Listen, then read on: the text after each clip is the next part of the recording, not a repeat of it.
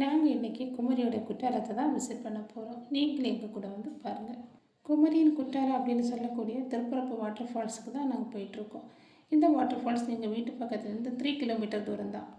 Last time வந்த டைம்லேயே இங்கே வரணும்னு நினச்சோம். பட் நாங்கள் ஷார்ட் வெக்கேஷனில் வந்தனால வர முடியல. ஸோ இந்த தடவை பிள்ளைங்களெல்லாம் கூட்டிகிட்டு வந்திருக்கோம். நானும் என்னோடய பிள்ளைங்களும் தங்கச்சியோட பிள்ளைங்களும் சேர்ந்து தான் நாங்கள் வந்திருந்தோம். ஒரு 4:30 போல் நாங்கள் திருப்பரப்பு வாட்டர் ஃபால்ஸ் பக்கத்தில் ரீச் ஆகிட்டோம். என்ட்ரி டிக்கெட் எடுத்து உள்ளே என்ட்ரு ஆகிறதுக்கு முன்னாடியே வெளியில் நிறைய ஷாப்ஸ் இருக்குது. ஸ்நாக் ஷாப்ஸ் நிறைய வச்சுருக்காங்க. அப்புறம் டவல்ஸ், ட்ரெஸ்ஸஸ் இந்த மாதிரி ஷாப்ஸுமே நிறைய வச்சுருக்காங்க. உள்ளாடி ஷாப்ஸ் அதிகமாக இல்லை. அதனால நாங்கள் உள்ளாடி என்ட்ரு ஆகிறதுக்கு முன்னாடியே பிள்ளைங்களுக்கு தேவையான ஸ்நாக்ஸ் எல்லாம் வாங்கிக்கிட்டோம். நாங்கள் போன டைமில் அங்கே ரொம்ப ரஷ்ஷாக இருந்துச்சு. அன்றைக்கி குற்றாலத்தில் குளிக்க அலோவ் பண்ணலை. ஸோ அங்கே உள்ள கூட்டம் எல்லாமே இங்கே ஏறிட்டாங்க. இந்த வாட்டர் ஃபால்ஸை பார்க்குறதுக்கு டூரிஸ்ட்டு நிறைய பேர் வராங்க. நார்த் இந்தியாவிலேருந்து கூட ஆட்கள் வராங்க. இங்கே என்ட்ரி டிக்கெட் எல்லாருக்குமே 10 ரூபா தான். கேமரா கொண்டு போகணுன்னா அதுக்கு நம்ம தனியாக பே பண்ணிட்டு தான் எடுத்துகிட்டு போகணும். இங்கே டைம் எப்படின்னா மார்னிங் 7 o'clockலேருந்து ஈவினிங் 6 o'clock வரை தான். ஈவினிங் 6 o'clock அப்புறமா டிக்கெட் கொடுக்க மாட்டாங்க. இப்போ நான் இந்த வாட்டர் ஃபால்ஸை பற்றி கொஞ்சம் விஷயங்கள் சொல்கிறேன். இந்த வாட்டர் ஃபால்ஸ் கன்னியாகுமரி டிஸ்ட்ரிக்டில் இருக்கக்கூடிய ஒரு பிரபலமான சுற்றுலாத்தலம். குலசேகரம் அப்படிங்கிற இடத்துலேருந்து 5 கிலோமீட்டர் தூரமும், நாகர்கோவிலிருந்து 42 கிலோமீட்டர் தூரமும், திருவனந்தபுரத்துலேருந்து 55 கிலோமீட்டர் தூரமாகவும் அமைஞ்சிருக்கு. இந்த வாட்டர் ஃபால்ஸ் கோதையாறு நதியில் அமைஞ்சிருக்கு.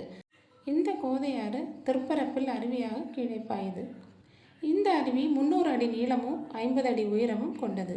திருப்பரப்பு வாட்டர் ஃபால்ஸ் அப்படிங்கிற இந்த இடம் குமரியின் குற்றாலம் அப்படிங்கிற ஒரு விசேஷமான பெயராலே அழைக்கப்படுது. இந்த அருவி முழுசாவே பாறைகளால் சூழப்பட்டிருக்கு. இந்த இடம் முன்னாடி காலங்களில் திருக்கூட்டல் பரப்பு அப்படிங்கிற பேரில் தான் இருந்துச்சு. அடுத்தடுத்து வந்த காலங்களில் திருக்கூட்டல் பரப்பு அப்படிங்கிற பேரும் அருவி திருப்பரப்பு அப்படின்னு மாறிடுச்சு. இந்த அருவி மேற்கு தொடர்ச்சி மலையில் இருந்து வரும் மழை நீரால் கோதையாறு நிரம்பி வழியும் பருவ காலத்தில் பார்க்குறதுக்கு ரொம்ப அழகாக இருக்கும். இந்த ஃபால்ஸ் பக்கத்தில் ஒரு பெரிய சிவன் கோவில் இருக்குது. 12 சிவாலய ஸ்தலங்களில் இதுவும் ஒன்று. திருமலை, திக்குறிச்சி, திருப்பரப்பு, திருநந்திக்கரை அப்படிங்கிற வரிசையில் 3வது சிவாலய ஸ்தலமாக இந்த கோவில் இருக்குது. இந்த கோவிலுக்குள்ள பாண்டியர்களை குறித்த 9ஆம் நூற்றாண்டு கல்வெட்டு அமைந்துள்ளது. இந்த சிவன் கோவில் 9ஆம் நூற்றாண்டு கட்டப்பட்டது. இந்த தகவல்கள் எல்லாம் எப்படி எனக்கு தெரியும்னா, நான் பிஏ படிக்கிற டைமில் செகண்ட் இயரில் ஃபீல்டு ஒர்க் அப்படின்னு ஒன்று தருவாங்க. தேர்ட் இயரில் ப்ராஜெக்ட் அப்படின்னு ஒன்று தருவாங்க. செகண்ட் இயர் படிக்கிறப்போ ஃபீல்டு ஒர்க் டைமில் நான் சிவாலய ஸ்தலங்களை பற்றி தான் பண்ணியிருந்தேன். அந்த டைமில் கலெக்ட் பண்ண டீட்டெயில்ஸ் தான் இது எல்லாமே. இந்த அணை கோதையாறு திட்டத்தின் கீழே 1951 திருப்பரப்பில் கட்டப்பட்டது. இந்த அணையிலிருந்து 358.9 ஹெக்டேர் நிலப்பரப்புக்கு பாசனம் கிடைக்குது.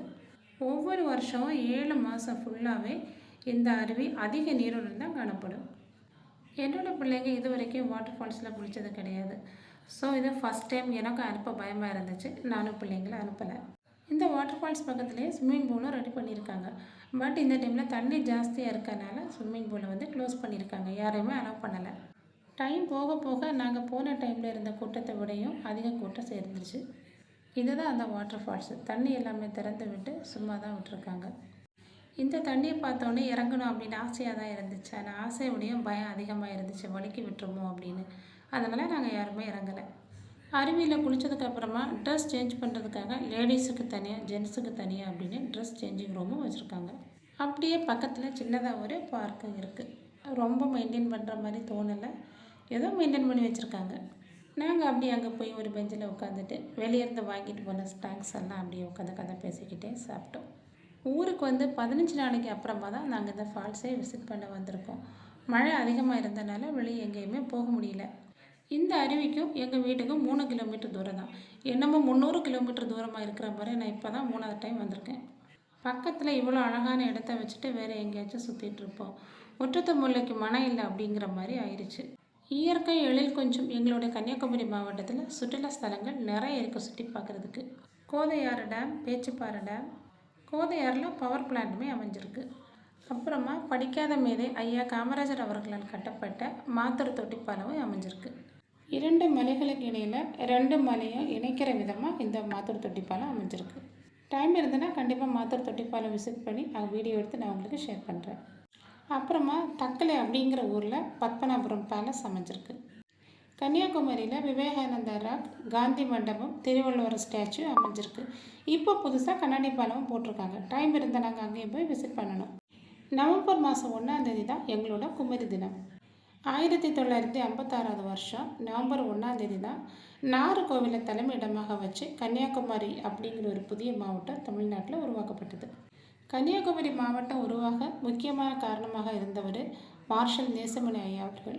அதனால் எங்களோட குமரி மக்கள் அவரை குமரியின் தந்தை அப்படிங்கிற பேரில் அழைப்பாங்க. கன்னியாகுமரியில் காலையில் சன்ரைஸ், ஈவினிங் சன்செட்டையும் பார்த்து மகிழலாம். நிறைய சுற்றுலாத்தலங்களும் நிறைய சிறப்புமிக்க கோயில்களும், திருக்குறளை தந்த திருவள்ளுவர், ஆத்திச்சூடியை தந்த ஔவையார் மற்றும் தொல்காப்பியர் போன்ற பல புலவர்களையும் பல பெரும் தலைவர்களையும் தந்தது எங்கள் குமரிக்கே உரிய பெருமை. திருப்பரப்பு வாட்டர் ஃபால்ஸை பற்றி பேச ஆரம்பித்து எங்களோட குமரியின் பெருமையில் முடிஞ்சிருக்கு. இதுவரை கன்னியாகுமரி விசிட் பண்ணாதவங்க ஒன் டைம் விசிட் பண்ணுங்கள். இந்த வாட்டர் ஃபால்ஸுக்கு வரக்கூடிய வழி கன்னியாகுமரி, நாகர்கோவில் மற்றும் திருவனந்தபுரம் சாலை வழியாக இணைக்கப்பட்டிருக்கு. பக்கத்தில் அமைஞ்சிருக்கிற ரயில்வே ஸ்டேஷன் எதுன்னா மார்த்தாண்டம், நாகர்கோவில். டைம் கரெக்டாக 5:40 ஆன டைம்லேயே அனௌன்ஸ் பண்ண ஆரம்பிச்சிட்டாங்க. அருவியில் குளிச்சுட்டு நிற்கிற எல்லாரும் வெளியே வந்துடுங்க, க்ளோசிங் டைம் ஆக போகுது அப்படின்னு. நாங்களும் ஒரு 5:50 போல் அங்கேருந்து கிளம்பிட்டோம்.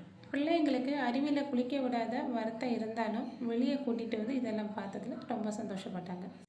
வெளியே வந்ததுக்கப்புறமா பக்கத்து ஷாப்பில் போய் டீ, ஸ்நாக்ஸ் எல்லாமே சாப்பிட்டோம். பிள்ளைங்க அவங்களுக்கு தேவையான ஹேர் கிளிப்பு, ஹேர் பேண்டு, தோடு எல்லாமே வாங்கிட்டாங்க.